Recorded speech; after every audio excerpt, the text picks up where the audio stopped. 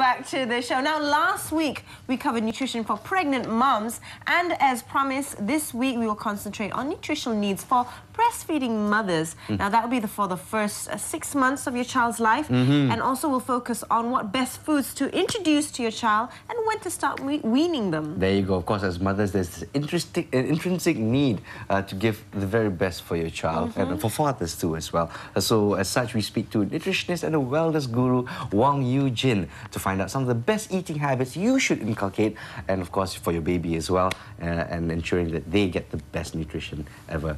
Ladies and gentlemen, please welcome Mr. Wong Yu Jin, lawyer turned nutritionist. Now, that's something new as well. It's great to be here. One of these days, I'm going to have to sit down with you and ask you, how in the world does a lawyer become a wellness guru? Because you follow your heart, that's why, right? And I can talk on and on, probably the rest of the day. Maybe over a cup of coffee, but of course at this point in time, we're talking about nutrition for mums. Of course, mums right here in Malaysia, around the world, I encourage to breastfeed as well. Yeah, but at this point in time, what are the actual benefits of mother's milk for the baby? Well, one thing is that the babies usually they're not equipped to create antibodies for all those harms that are coming in. They're very new to the world.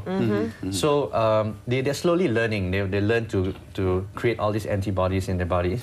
But in the meantime, the mother's milk has all these antibodies.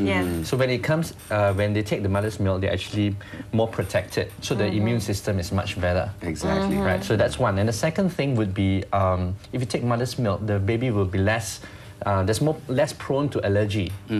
So it's been shown that if you get them on like cow's milk or formula milk, it's a lot of more allergic reactions. Exactly. Of course, which leads to more trouble for new parents out there, especially when it comes to puking and colic and you probably know that. Look at our eye bags. I know, right?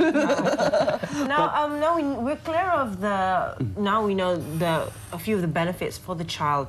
How about for the mother itself? Are there any benefits for mom to breastfeed child? Definitely. I'm sure you know that the #1 benefit would be the bonding experience with your child.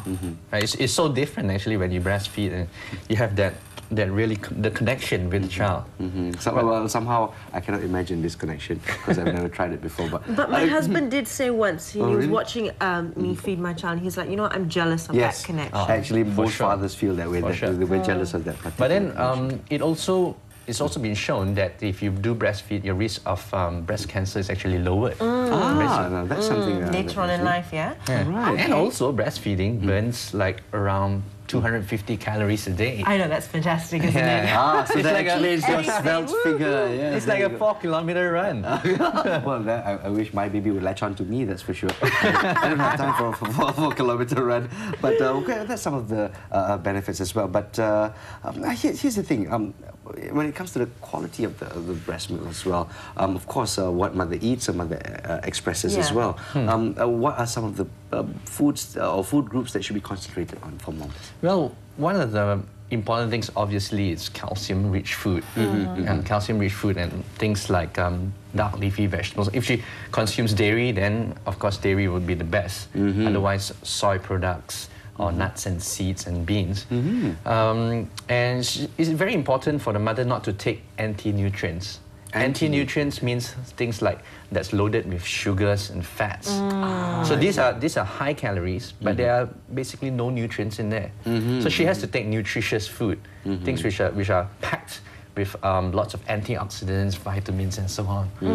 So that should be the way that she eats. What about iron? Now, iron's very strong. Now, I've also heard that sometimes breastfed babies have an iron deficiency. Is this true? Because back in the day, my mom would be like, oh, you know, we had to give you iron drops to help supplement that. But today, I know my doctor didn't prescribe any. Is that an old belief? Well, iron is probably sufficient in the breast milk till about 6 or 7 months. And after that, it's probably insufficient for the growing baby. So if you're just relying purely on the breast milk, then it would not be enough. That's why after 6-7 months, then you have to actually move on and wean them to solid foods. You can still have breast milk, but combination.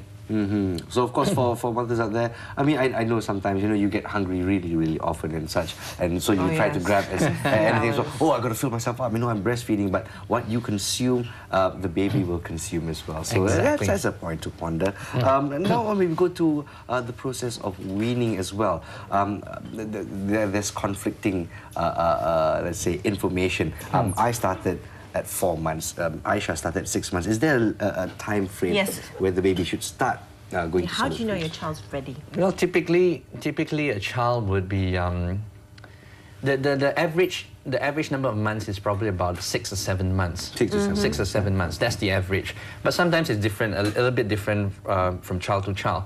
Especially when you can try giving them about a little bit earlier, 5 to 6 months. But when they spit out the food and they don't seem to be ready for that kind of food, you want to give them a little bit more time. And it's no rush really. There's no rush because breast milk is so good for the baby. So there is no real rush to change them to solid food. Like you mentioned, there are a lot of conflicting advice. Some people even say if your child can sit up, therefore it's ready. Oh, really? Is that, Yes. Is that old wives' tale or any truth to that, Eugene? I haven't heard that one really, actually. Yeah, I haven't heard that one either. But also, here's another issue as well. Lots of doctors advocate it. Lots of old school advice comes from this as well. Keep your baby breastfed as long as possible. But when is it too long? Right. Actually, back in the old days, they used to say like 1 to 2 years, even up to 2 years. But the World Health Organization still says that until 2 years old. Yes. Actually, it's quite outdated. The reason for that is because back in the early 1900s, the concern was hygiene, hygiene of the outside food. Exactly. So that's why they want to keep the baby with breast milk as long as possible. But that has all changed. You know, we're so modern nowadays. The other formulas are also good, and we have loads of healthy baby food. So I would say around 6 to 7 months. Because after 7 months, probably just the breast milk alone. Exclusively breastfed. Yes, that's exclusively breastfed. You could actually mix it up, and then you take it out a little bit longer. But the effect of the breast milk on the immune system is not very strong after about 6 or 7 months. I see. Now, a lot of people will, would want to continue giving their child some form of milk. Now, other than breast milk, there's obviously cow's milk formula, which is derived from cow's milk, and goat's milk. And there's also a worldwide movement to say that, cow's milk is no longer good for you anymore. Now, what's your opinion on this? There are a lot of, once again, there are a lot of different conflicting news out there. schools of thought when it comes to this. Cow's milk is okay, but you do not want to give it too early. Because cow's milk, the casein in cow's milk can cause a lot of allergic reactions. And a lot of bloating and things like that. And they vomit a little bit more. So you want to delay that a little bit longer. I would say at least for a year. At least for a year. Because cow's milk, the composition of cow's milk is very different from us, right? From breast milk. But goat's milk, on the other hand, is actually it's more similar. Oh, it's more similar to mother's milk. So goat's milk is a little bit more acceptable. So you could start it a little bit earlier, but you will want to water it down because the concentration in goat's milk is very concentrated. So I would say probably you like to water it down maybe 1 to 2. I see, 1 to 2, yeah? But around that age now, children, like you mentioned, kids can get almost all of their nutrients from food already. Now, this whole process of weaning is not always an easy thing. Now, I believe you've actually prepared some slides as to, how to introduce Well, let's bring it out, man. Especially for of course, would-be mothers out there who are really quite scared of treading down this new territory. I know, so weaning speak, is quite Exactly. So, of course, if you can take up the slides right about now. Maybe a bit of a review from your side. Yeah, actually, is the slides coming on? Yes, they'll be coming on in a bit. Yeah, it should be now. It's a bit of a... right, there you go. This kind of like a four-step... Four steps to solid food. So what we want to start off with is iron-fortified cereal. Like what Aisha said correctly, iron is very important for development of especially the brain of the child. So when you start off with cereal, which is kind of mushy and easy for him to take, and then mix it with a little bit of breast milk. That would be probably best. And start okay. off with iron 45 cereals. Then you move on to easy vegetables. When I say easy vegetables, these are the soft vegetables. Like carrots, pumpkins. Carrots is a little bit hard. A bit hard, I like to suggest the 3 Ps, which is peas, pumpkins, and potatoes. Potatoes would be both the white and the red, the red variety, one, yeah. the sweet potatoes. Excellent. So those are easy vegetables, and they're a little bit similar in texture to cereal, and that's what they accept. And after a while, you can move on to fruits. But I would suggest cooked fruit first. Cooked fruit. Cooked fruits. So what you can do is you can bake them, or you can Steam them. You can stew them so that it becomes mushy and it's acceptable. Because babies are very sensitive to the texture, to the texture of food. You know, so it cannot differ too much from there. Exactly. And once he's used to the cooked fruits, you can move on to chewy vegetables. Would it also depend on whether your baby sprouted teeth or not, or is anything goes at this point? If you're mashing things up, then Shouldn't be a problem, huh? doesn't really matter that much. Even when we talk about chewy vegetables, things like broccoli, zucchini, carrots, you will still cook it and you still mash it up. Yep. When do you start introducing proteins? When do you start introducing meat, chicken, fish? Right. I would say about probably 9 to 10 months. 9 to 10 months. 9 yeah? to 10 months. Probably start with a little bit of maybe sliced chicken, some cooked chicken, something very simple for him. Nothing, don't start off with red meat. And then once he gets, if he likes that chewiness and he likes that taste, then you can introduce a little bit more. I see, all right. Maybe last question before we have to wrap this up. A lot of people go fish before chicken. Fish before chicken. I have no idea why. Do you have an idea why? No preference, really. Yeah, no preference. Yeah, no really, preference. It's just that the texture is just different, like I said.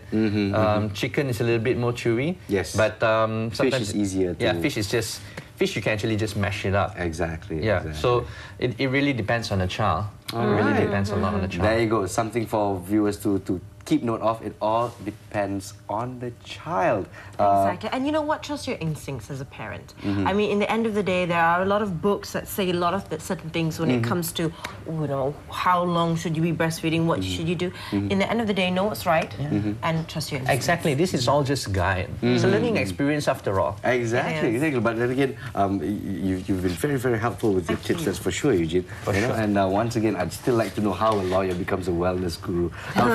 Coffee after We'll that. take a quick break. We'll take a quick break, and then you guys can have that chat. Absolutely. But once again, thank you very much for those tips. And It's great hopefully, being here. hopefully, mums to be out there, well, nothing really much to be nervous about. I mean, we understand it's breaking new ground, but as long as you trust your instincts and keep to those tips that we've given you, you should be all right, inshallah. Inshallah.